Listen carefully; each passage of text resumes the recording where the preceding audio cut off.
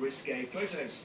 Of course, it was designed to combat the problem of if you send somebody a risque photo, they keep it forever and it goes online and then your future employer sees it. The idea of Snapchat is that the risque photo disappears, but of course it doesn't always go away, because when it briefly appears on your smartphone screen, you can take what's called a screen grab and keep a file of it. Internet safety's moved on quite a lot since it was all about sharing the family PC. Now, as parents, you've got to police smartphone, tablets, Wi-Fi use and so on. 58% of teenagers have got smartphones. Many have access to a tablet at home. A survey from the BBC has found 15% of children saying they've been upset or worried by something they have seen when using a tablet or smartphone in the last year. And we're talking about all of this today because it is Safer Internet Day.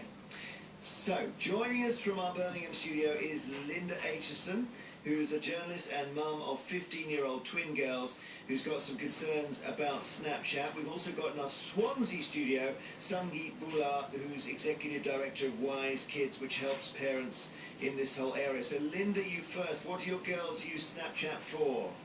They use it for what they consider fun, sharing photos of themselves in new outfits or at a party. They came back from a school trip to Belgium and the Somme yesterday, and their phones were pinging with friends sending them messages of photos from the coach trip and so on.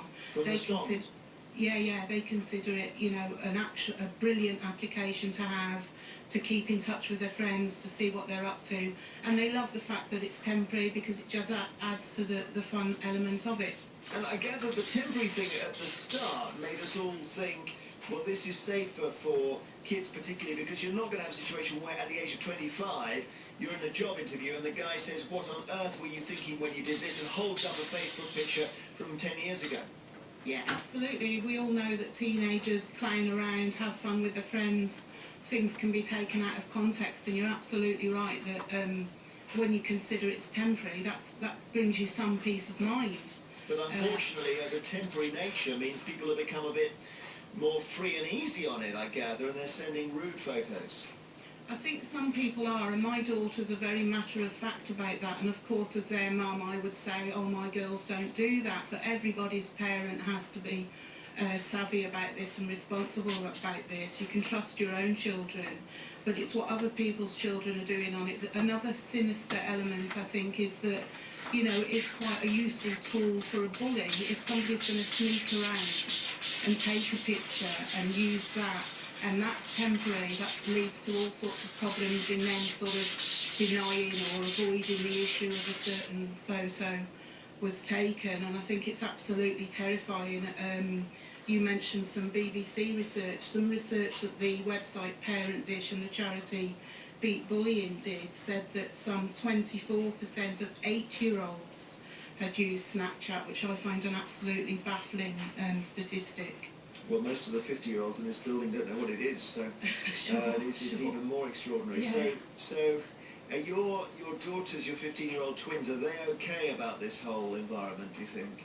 They are, but, you know, they're at an age where I think it would be naive for any parent to think that a 15-year-old is completely savvy. They may be up to speed with the technology and how to use it, but what they're not up to speed with is the potential dangers out there that they've got no control over. And one of the things that you have to do with Snapchat is, you know, guard your privacy, as with other social media platforms. You can have a setting that allows you to accept pictures from everyone, and you can have a setting where you choose just friends. And one of my girls very sensibly has selected just friends. My other daughter is more sort of, if I suggest to her that she really should set it so only talking to people that she knows and likes, she sort of rolls her eyes at me and, you know, says that's just mum being over